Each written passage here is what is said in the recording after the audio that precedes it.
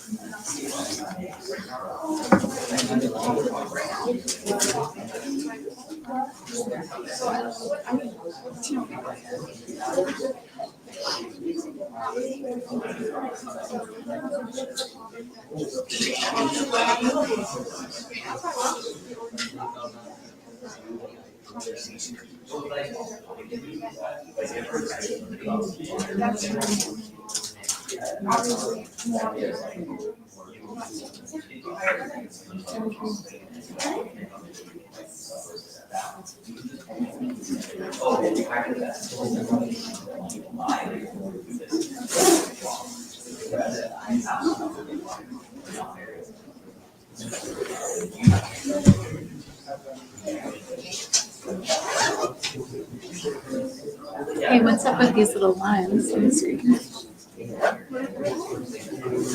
That's the TV. Oh, is it broken? Okay, we got some notifications here.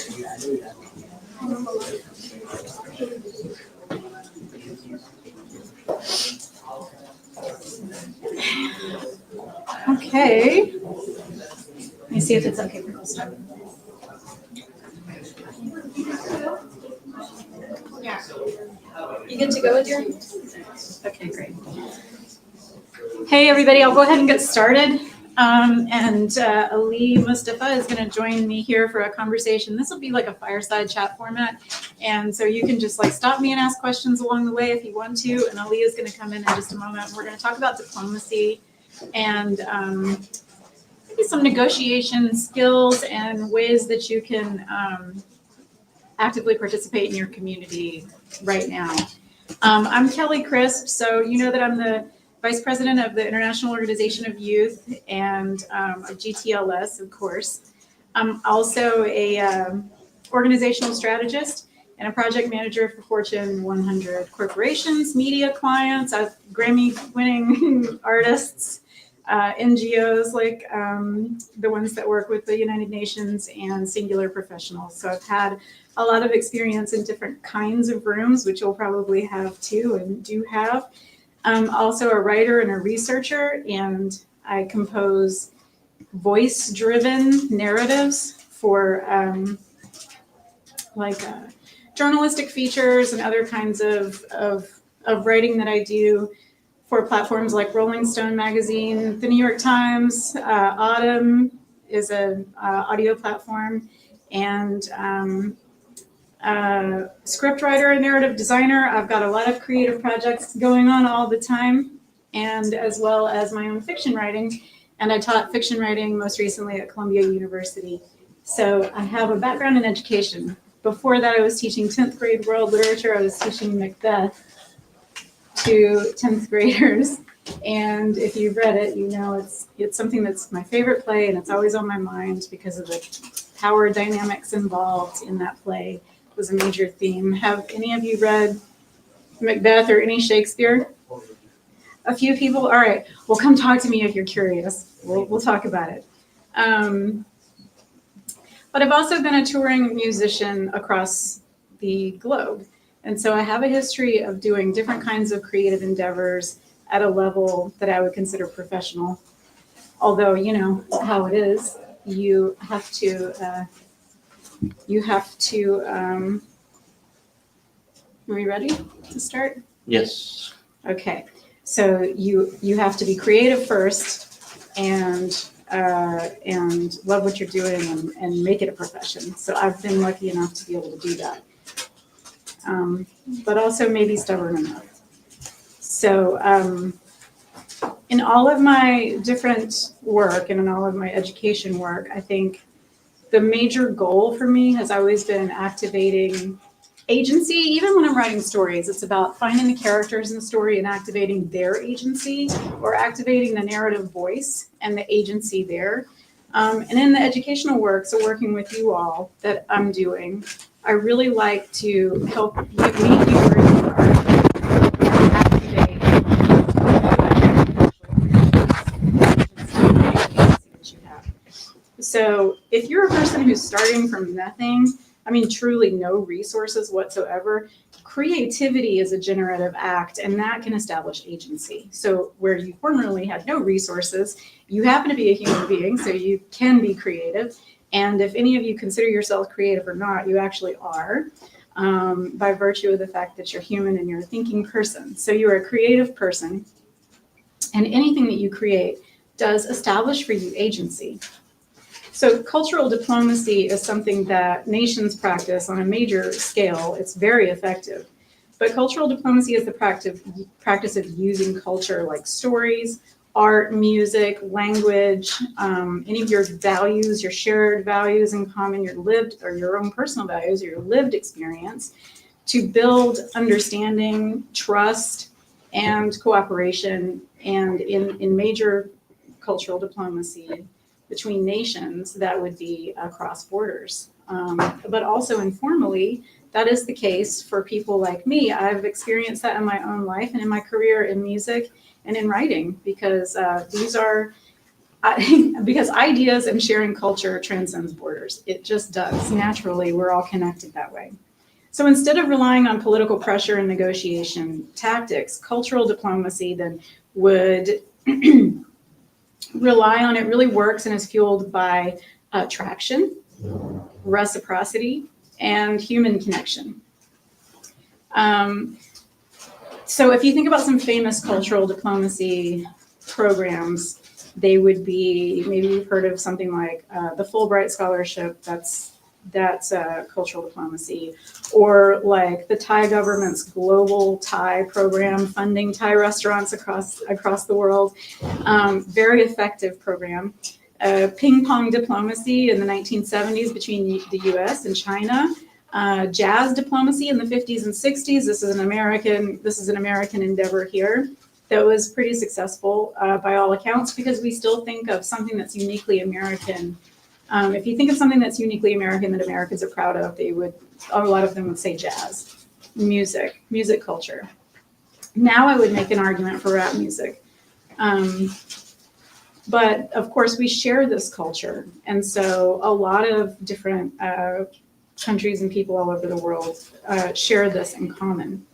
But as an official state endeavor, the State Department funded jazz musicians in the 1960s and 50s, 60s, and 70s to travel across the globe to bring jazz to people in other countries, because it was an attractive position for America to be in. To say, this is something that is so uniquely American, and we would like to share it with the world. And I think it was an effective way to communicate.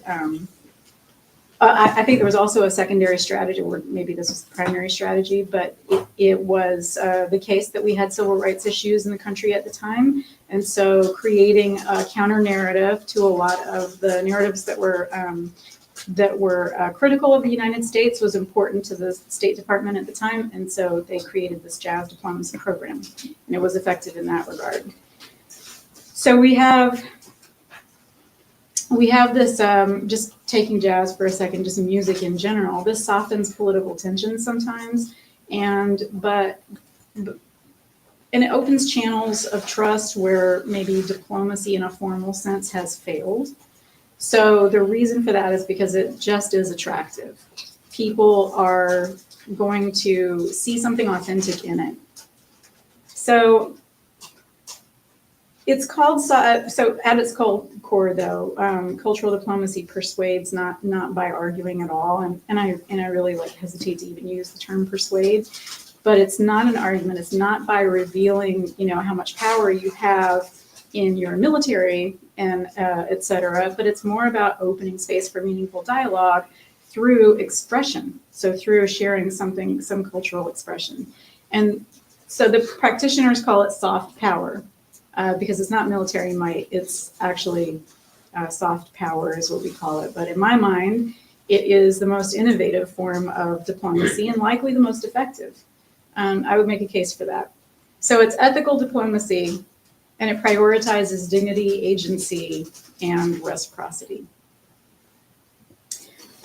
So when we talk about diplomacy, there is a certain skill set that you can learn. And I do teach this in a class, and I love to talk about with the students, what do you already have with you that makes you able to stand up your own cultural diplomacy practice right now? You don't have to be a nation state. You can be an individual, and you can represent other people as well. But you would be coming from your own experience. And so you would be representing people in your own experience. You can learn the fundamentals of diplomatic communications. That's absolutely, there is a skill set. Negotiation skills are key to this. And to me, successful negotiation is generous, and it considers the opponent's life, their position definitely, but definitely also their life. And I can say more about that in just a moment. Another thing, this is number 2. That was number 1. Number 2 is establishing authenticity and attracting allies.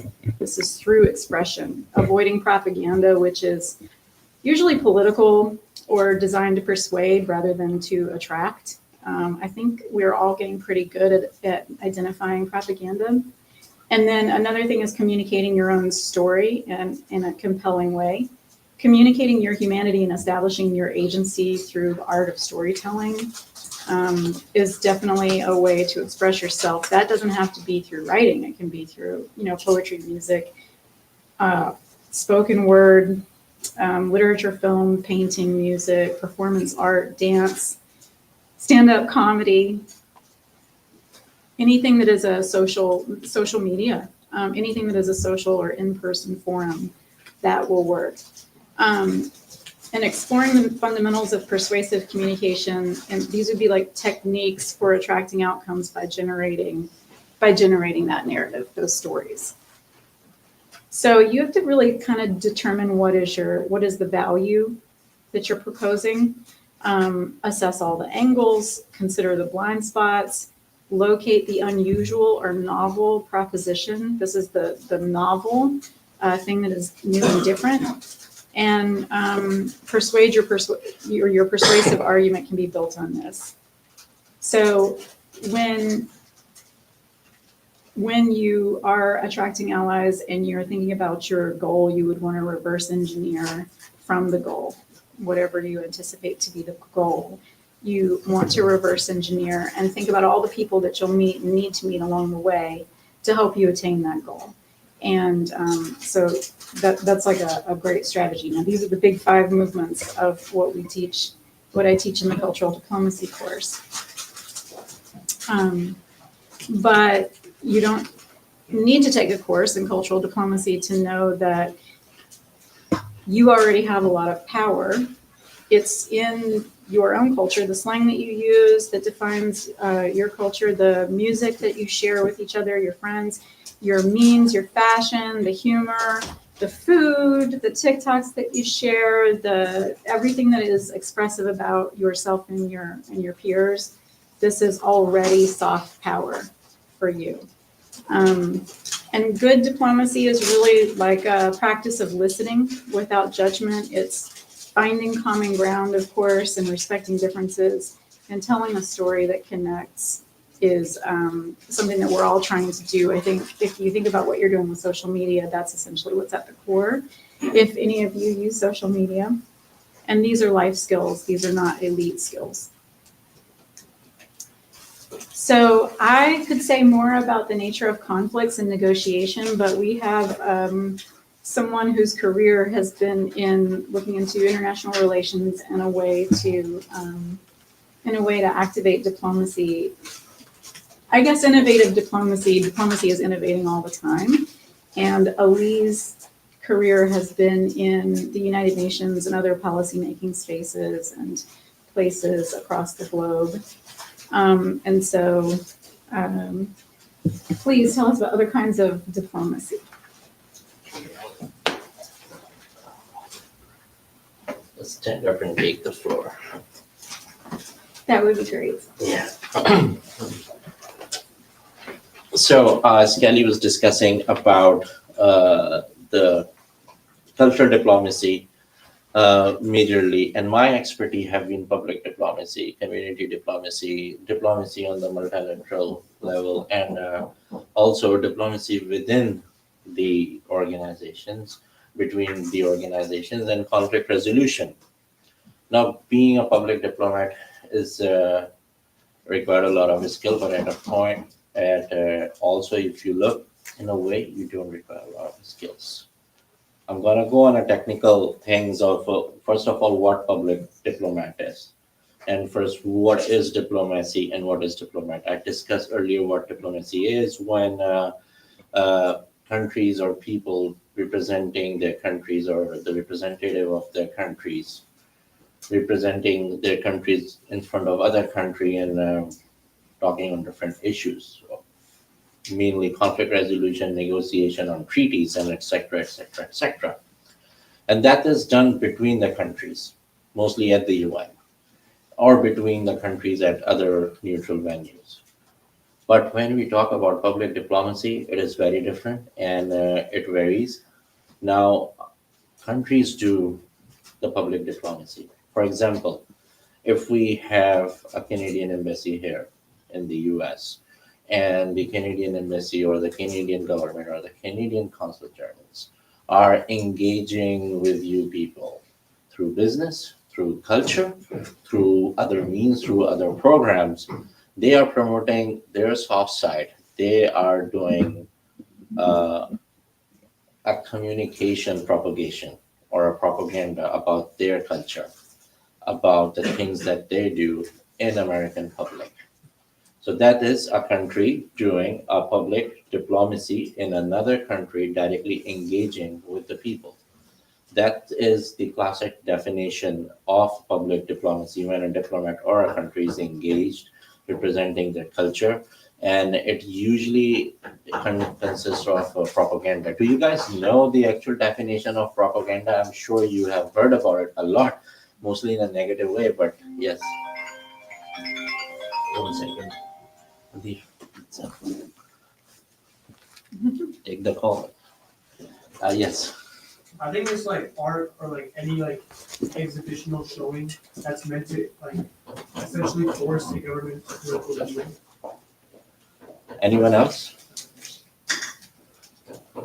Yes. Propaganda correct. is often used to create this bias or perspective on a certain topic using media, art, and forms of expression. Yes, that's absolutely correct. He is correct. You're correct. Anyone else? Okay, these two definitions are accurate. That they have explained like you use the information, you use the communication basically to talk about yourself and make inroads within the people using communication. You are propagating, you are communicating your version to the people. Now let's talk about the public diplomacy, because public diplomacy, that's why we are here. It includes the same thing, like what you're doing, what we're doing. Now we're gonna take a diplomacy to a whole different level. We're gonna talk about you as a person first, and then you go into a community. We are developing a very unique course. I'm going to speak about this with the Department of Education in Los Angeles, where we are going to teach kids the public diplomacy to be a diplomat in their community. We're taking diplomacy right on the community level, where you will get engaged with local lawmakers, local NGOs, local organization to achieve a certain target. So when you're doing advocacy, we know that you're doing advocacy, but when you're doing advocacy and mixing with the skills of diplomat, you're doing a public diplomacy to achieve a target. And your target is to create a project in a community So that's what you'll be doing. If now we talk about the person like we do diplomacy, and if you're being a person and what your body language should be, how you should be dressed, how you should be walking, this is the most important part of the diplomacy is like your appearance. Appearance is something that needs to be absolutely unique, top notch, clean, and sharp. And this is first thing that the someone will see you even before you will speak. You are already giving an impression on a person. Someone walks in the room, or you're walking in the room. When you look at them without even saying hi, hello, or anything, you will look at them. And if they have an aura, you are done. I mean, you are already in your brain, you're already accepting what the person is about to say, or at least you will pay a great attention what the person is saying. Now you want to be that person that people listen to and need to pay attention to. And the first thing is that, like, you need to be really presentable. Now, being a public diplomat, people would think that you need to be dressed in a very nice and fit suit. That's not necessarily true. But if you're dressed properly, and most important thing in the diplomacy, or we do, people notice is the shoe that you're wearing. That defines a personality. That defines a lot of things. It doesn't have to be really expensive shoe. It needs to be at least really clean, polished or clean. It doesn't have to be from Gucci. It doesn't have to be from Armani. It does not. But what it has to be really clean because it defines your personality. Like, that's what we do at the UN. When we meet someone, we greet them, we look, from top to bottom. I have done courses I've learned from the uh, the UN Staff College in Turin in Italy, that where they even tell the codes of the tie that we wear, the different codes of the tie. Red tie, yellow tie, blue tie. They all three of these ties represent three different dynamics of power in the room and your confidence level. We're gonna come to that. I'm gonna talk about the shoe and how they are really important. Like the clean shoe explains a lot about your personality, and say that okay, you're wearing a shoe, a clean shoe, that's good. Okay, you're ready for a conversation, and you are giving a good impression about your conversation that you're gonna have with the person in a meeting. That's really, that is part of a mentality that we may not know, but it really have a powerful impact, a psychological impact on a person's meeting. Another thing is, especially for the males, clean nails, really important. When you shake hands with someone, they gotta be comfortable. You may not notice, other people do notice. Especially when they're talking, they will look at you. They will be looking at you. That how you're talking. This is I'm talking about. You have not even started talking yet. The person is noticing you. Clean hairs, like at least said, your personality is good. If you have shoes, you have clean nails, you're wearing clean clothes, and you are ready for a conversation. A person is ready because it needs to be really sharp. Your appearance need to be like that. And now when we're starting a conversation inside the room, important thing is that if you're having a conversation in a public diplomatic space or in a lawmaker with you, if you're standing, your hands should be either straight, or if you're talking, you should use the hand gesture. If you are using hand gesture, you are sort of unknowingly hypnotizing a person. A person is forced to listen to you and knows that your brain is aligned with your hands, with what you're talking about. There are like more deeper things on internet and in books about it which you can read, but you have to train your brain that way that your hands are moving and explaining. I mean, a lot of interviews that I have done, a lot of interviews that people have taken on me, they have really many times have judged me based on the hand gesture, and I have done the same when I take interviews if I'm hiring someone for some job, for an employment or anything. But besides that, having a diplomatic conversation, it really describes a lot of different things. I'm gonna come on the speaking of the podium as well. like how we do it and how important it is and how we manage that. Now, speaking when you're standing, not like this, especially do not do like this. That's very sort of, disrespectful if you have your hand tied, hands straight, or your hands are like this. Not like this, but if you're doing like this, okay, that's acceptable. Very, very much acceptable. You need to give respect to a person that you're paying attention and also you're listening and you're talking. It asserts authority as well when you try to talk like this and kind of explain your body language, leaning if others' person's language leaning towards you as well. That's really important things to know. You are already winning a negotiation if you are, you know, following all these things. Really, really important things to notice. Now, come to the sitting on a table, on a chair. One thing that you also need to do, important thing, always have a pocket diary, always. A small pocket diary, always have that. And always have a pen with you. And if you're wearing a jacket, it should be inside here or outside for a person to know that you have a pen for yourself, but knowing you're giving impression that you're not here for joke. You're not here casually, you're here to meet business. You have a pen with you. These all things matter. I am fascinated. I like to have expensive and nice pens because that really describes me as a person in a meeting that I'm serious, why I am here. I always have good pens with me when I go into the meeting. So make sure you have a pen with you. You have a pocket diary, not a notebook. Notebooks are important. Pocket diaries are for your own personal notes that explains about you. The person is taking notes for themselves as well, which is my habit as well. I have my room here full of the pocket diaries from at least last 12 or 15 years. And I sometimes go through my notes in my pocket diaries, what I have noticed, what I've not. But these are really important things for you as well. And also you're giving an external impression that you are ready for this diplomatic conversation. And even if not diplomatic conversation, try to have it in your daily life and you will see a lot of difference on doing things that you are doing. Now comes to the sitting on a table.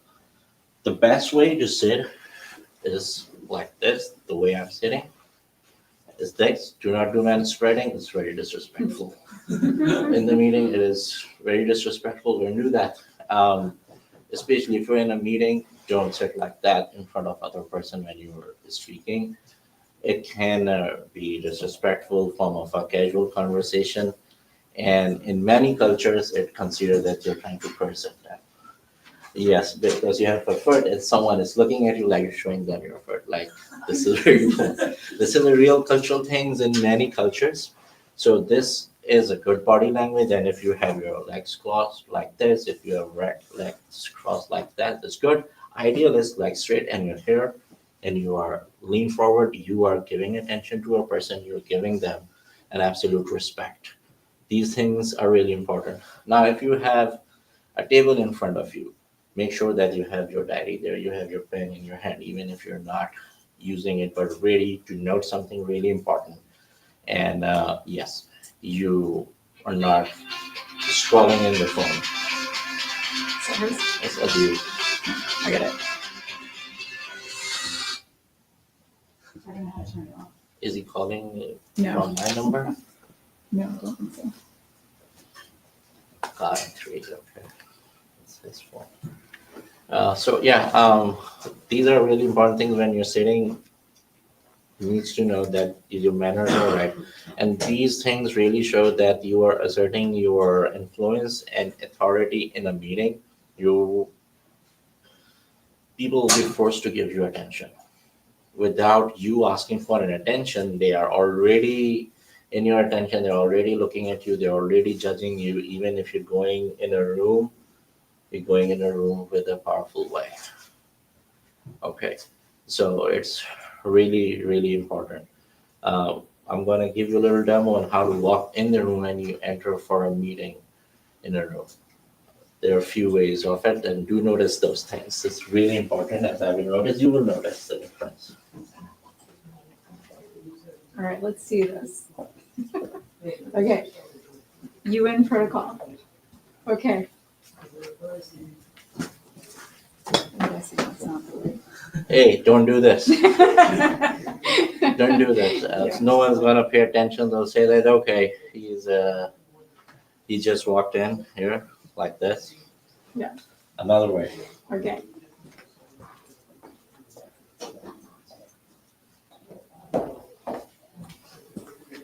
Hello. Hello. You are addressing the room. You are addressing the room. You came in with the body language. Your head's not up, your chin's up, you're looking, you're confident, your body language is straight. You're walking in with the confidence in the room, you're looking. Now, if you are here to meet someone, I want you to stand up. Okay.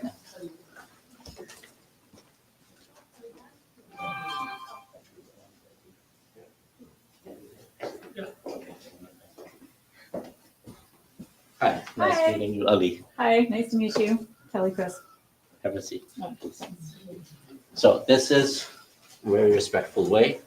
Oh, by the way, can I stop you for a second? I would cross my leg like this toward him. Now, so this is the way when you're coming in a meeting to meet someone. So when you enter into the rooms for a meeting and you have these body language, this is really important. I think the most important thing for me is to entering the meeting room is when you're creating an aura first and then you're dressing and everything.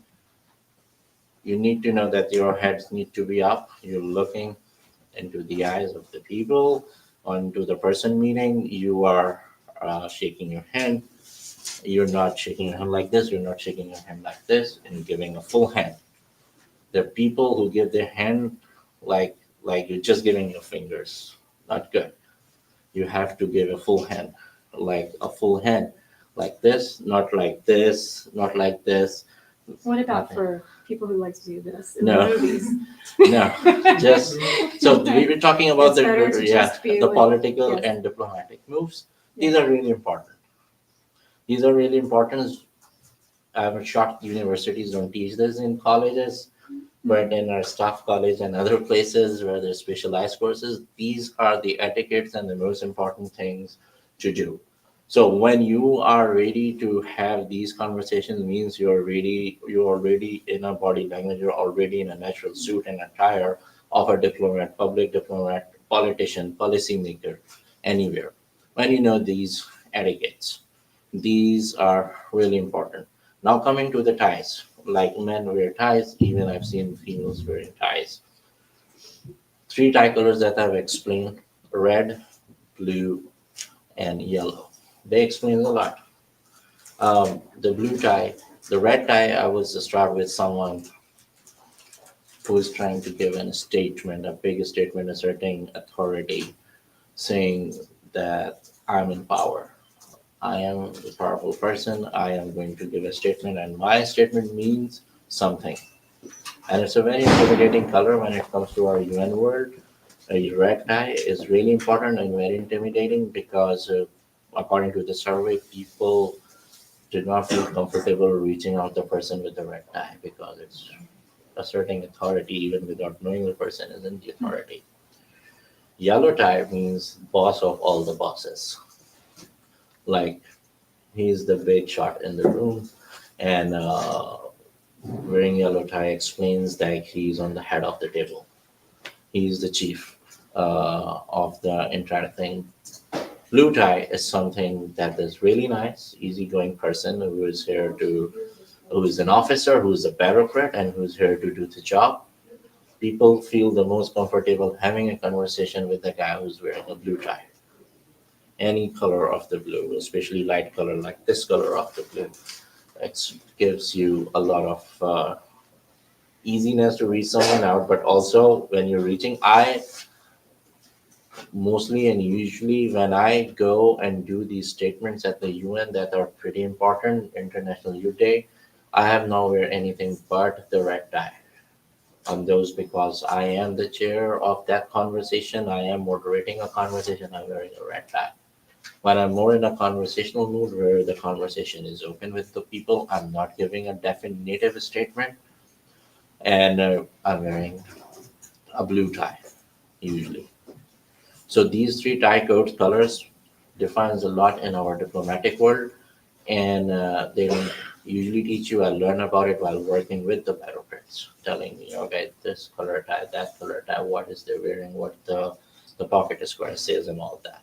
So this body language for you to be a public diplomat is now really, really, really important. Like how your body language is explaining before you are going inside the room, and you're going prepared for it.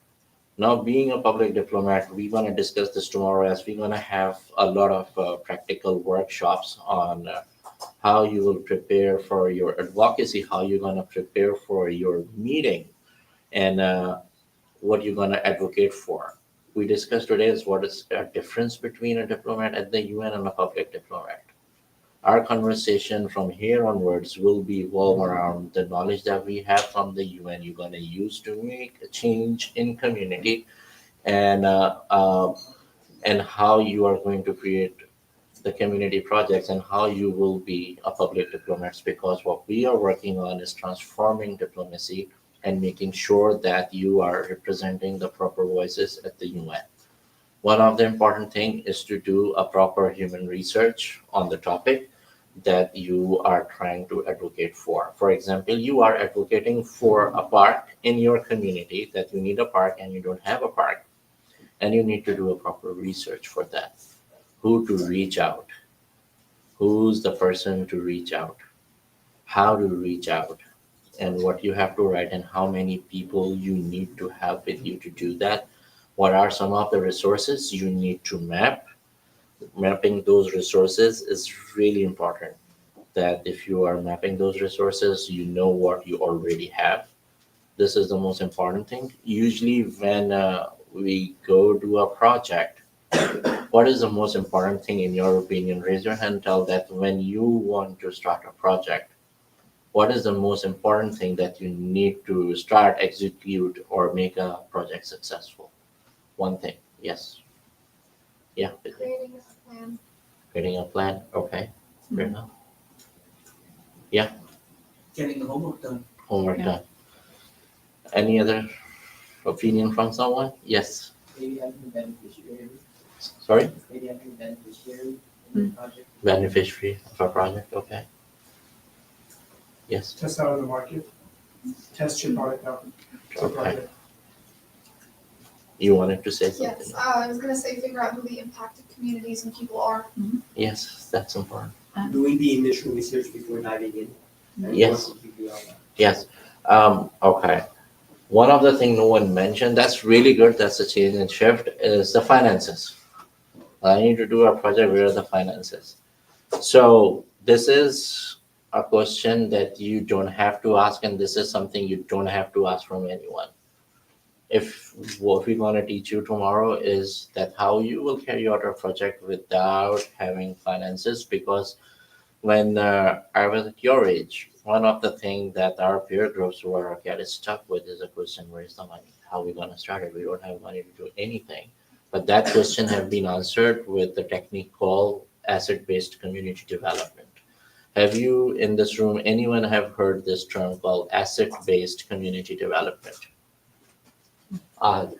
Yes, You have? I've heard of it, yes. Okay. Anyone else? Yes, you have heard about asset-based. So in asset-based community development, what we learn, what we do is how to carry out projects without zero to minimum finances and make it successful. So you don't have to ask this question that where is the money? If your aim is good, the money will follow. All you have to do is start. And one of the basic thing what we need to do is to map our resources that we already have. For example, mapping, we're gonna do the whole mapping exercise tomorrow. It's gonna be really fun. My favorite thing to do is that mapping exercise.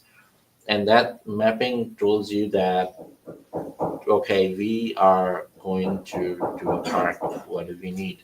How many people do we have? People are one of the most important resources. This person knows this is skill, he's my resource. If he knows how to run like a deer, he knows how to run the technology, he's gonna do it voluntarily for me here. I don't need to spend thousands of dollars for that. Okay, this room is here. This is a resource usually would cost like $1,500 to $2,000 a day. Okay, this is my own room. I work here. My organization is giving me one other resource, one other thing. Check out. Now I need something for printing. Is there someone who gonna give me a printer? Or can I have a printer? Or is there someone who can handle the printing for us? So these are very small things, but we're gonna go in details about mapping exercises on resources. But if you are going to do a public advocacy, you need to know your resources, what you have. Volunteers are your resources because people will ask you these questions. How you gonna do it? What resources do you have?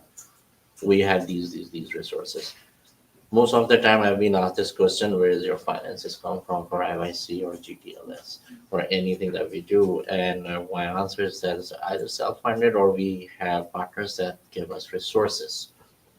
When we started first International Youth Conference, we started with $0 or minus dollars because we were putting it from our own pocket, and usually it was the partner resources that making it successful till date. Every international youth conference has been managed by the partner resources because we mastered the asset-based community development called ABCD. So if you know ABCD, means asset-based community development, you are 60% done down to be a public diplomat.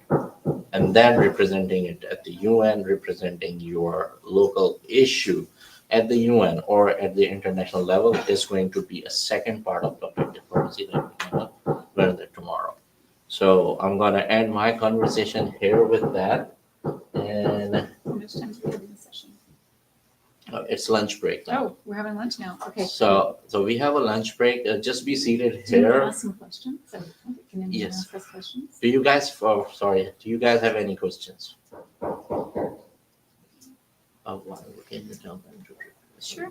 Sure, yeah. Let me take care of Does anyone in the room have question here? Yes. When you're doing asset-based development, would you say like fundraising is also something like locally that should be taken into account? Yes. In asset-based community development, if you can do fundraising, but to map that, you need to know who you want to reach out for fundraising. Do you want to do a public level fundraising, or you have a specific people in mind for fundraising, like a specific community? Then you need to have an outreach strategy for to reach out that specific community for fundraising. If your fundraising is specific and targeted, it's gonna fall under asset-based community development. Anyone else have a question? Does anybody have a project that you're looking to get started and you're looking for allies to attract and some financing, or you have an idea? Maybe it's even a creative endeavor. Yeah. Yeah, me too. Yeah. We have this in common for one thing, right? This room in common.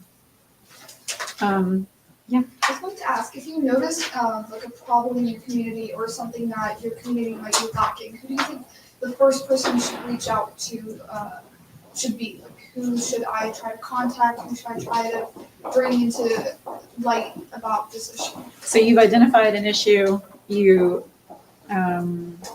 know that you're in a specific community is one place to start. This is the location. And then what would be the next step for a person who identifies a problem in their community and they want to take action? I really love this question because you want to become an activist and take action, but in a productive way through, it sounds like policymaking rather than like direct action, like protest or something like that. You want to show up to a place to try the official channels to get some change to happen, right? There are mapping exercises for those as well, where you identify the challenges and then you identify the resources. Next step is the first step. What you're gonna do from there onward. So we're gonna do this exercise Yeah. tomorrow. It's a long answer, but I think like in the immediate term, what is the obstacle? What is the main obstacle to getting it done? And then just work those channels. Because there's always somebody in a policy space that can unlock that answer for you. Yeah, even if they don't unlock the answer, they can unlock the question so that you can articulate it maybe at your community meeting or your town hall. Yeah, there are ways, channels. All right. Did you have a question over here? Anybody over here? I think we good. Let's take a little lunch break. Yeah? So Okay. we will have the lunch ready in 5 minutes. Just I'm gonna check with the team in the kitchen, and you guys can grab some delicious lunch. Some pizzas and sandwiches and things like that.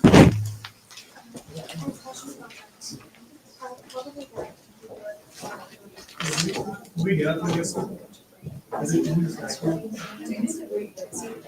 They're setting it up, but you're welcome to go in there. Yeah. I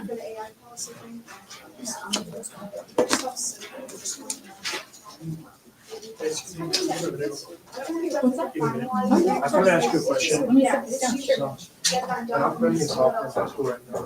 And I wanna do research about something I do in the whole political sociology, like sphere over the summer. Yeah, I'm like holding a bunch of like think tanks, university and stuff, but like, yeah, I mean, I don't have to make it Yeah. That's really nice. Right, because you would want to like target your outreach to the people you appeal to. So, do you have an idea what you're doing?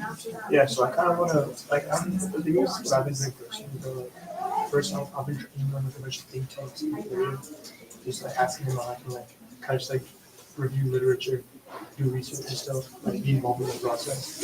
But like, I'm assuming you mean like topic I want to research. Right now, what is the topic you're asking? I pursue like, if I were to pick one, obviously I want to see the impact on philosophical literacy, like philosophical autonomy and literacy on youth. And what I think from a mental and physiological perspective.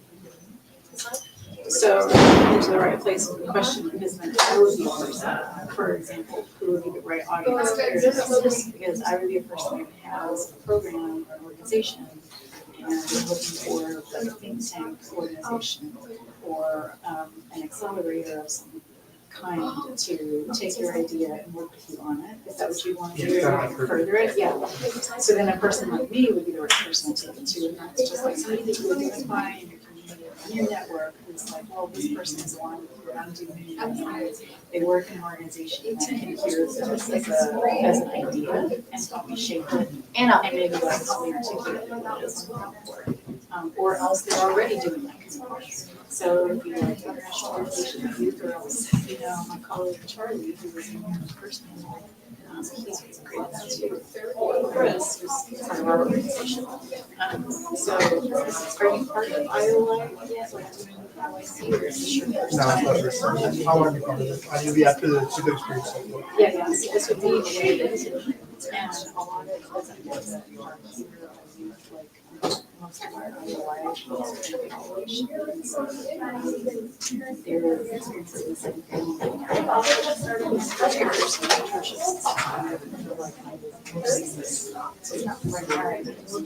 So those are good colleagues, I guess, Charlie and Yeah, I talked to Chris, the one you went to Duke, right? that's Charlie. Charlie, I talked to Charlie, yeah. Chris is the one That's that pretty political process through his, yes, I mean, but then No, what's his name, Kristen? Kristen, he's in the right now. Charlie did. Charlie said he had the eye on interest. Yeah, so I think like just identifying your priority that makes sense for the idea and approaching that. Just like this idea, but I want to talk to you about it.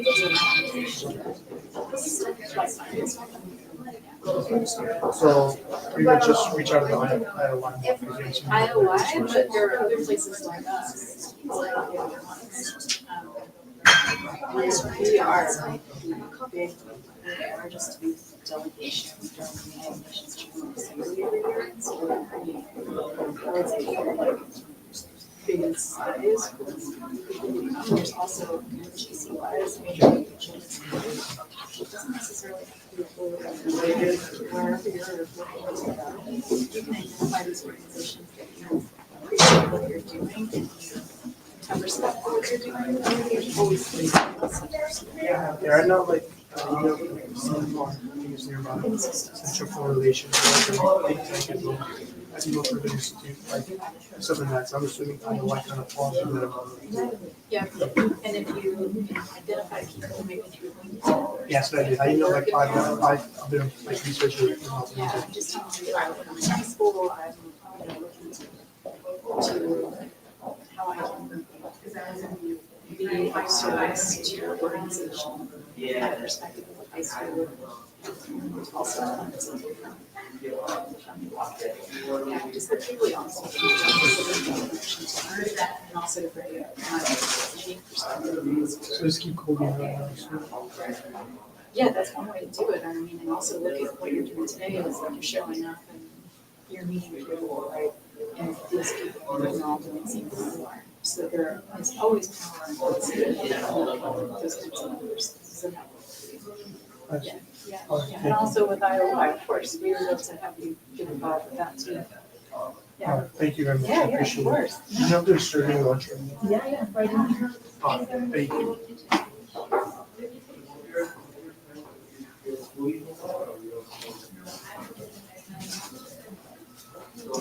Hello.